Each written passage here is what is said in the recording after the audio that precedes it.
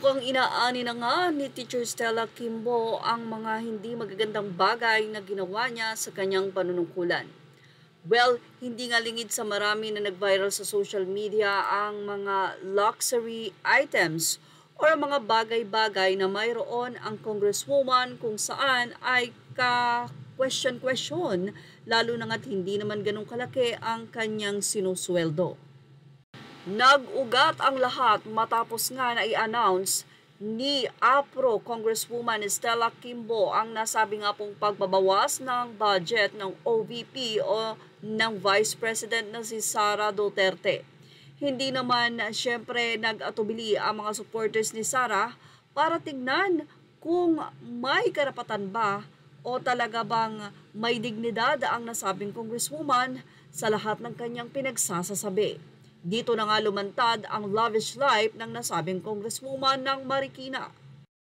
Mula sa pagiging teacher, nagkaroon na nga ito ng milyones na mga gamit mula sa kanyang kasuotan, OOTDs, mga alahas, mga relos. Hindi lang yan, lumantad din na ang dati na napakasimpleng si Teacher Stella Kimbo ay sumasakay sa tricycle.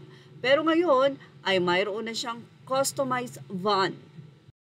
Dahil siguro sa stress na natatanggap ay nag-off na nga ng comment section ang nasabi nga pong Congresswoman ng Marikina na ngayon ay tinutuligsa pa rin dahil sa mga sunod-sunod na nangyayari na bagyo at binabaha pa rin ang nasabing lungsod.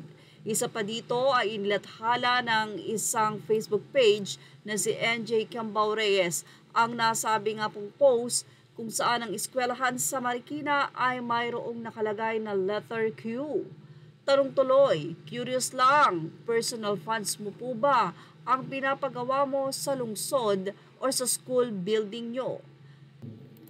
At dahil nga sa mga lumantad na lavish life na ito ng Congresswoman ay binahagi ng isang Facebook page ang pagsasampa ng kaso ng mga ordinaryong citizen laban kay Stella Kimbo. Dito makikita nyo ang Republic of the Philippines Office of the Ombudsman Public Assistance and Corruption Prevention Office. October 1 ito, 2024 nang na-receive ng Ombudsman. Kung di tayo nagkakamali yan nakalagay, and respectfully referred to Ms. Caroline De Leon, OIC, Central Records Division Office of the Ombudsman, the within email of relative to her complaint against Representative Stella Kimbo, a member of the House of Representatives, for alleged extravagant lifestyle, details of which are stated therein for evaluation and appropriate action.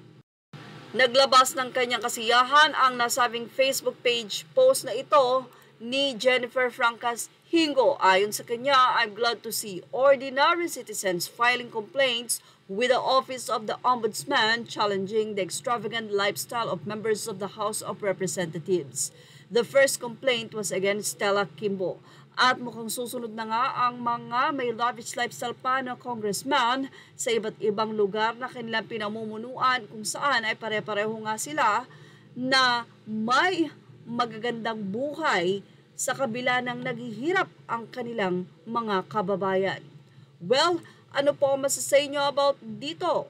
Ilang mga netizen ang nagsabi na ipakulong na diretsyo pag nakatulan lahat sa Kongreso na may anomalya at huwag pamarisan sa mga susunod na politiko. Ano kaya ang masasay ngayon ni Mrs. Stella Kimbo?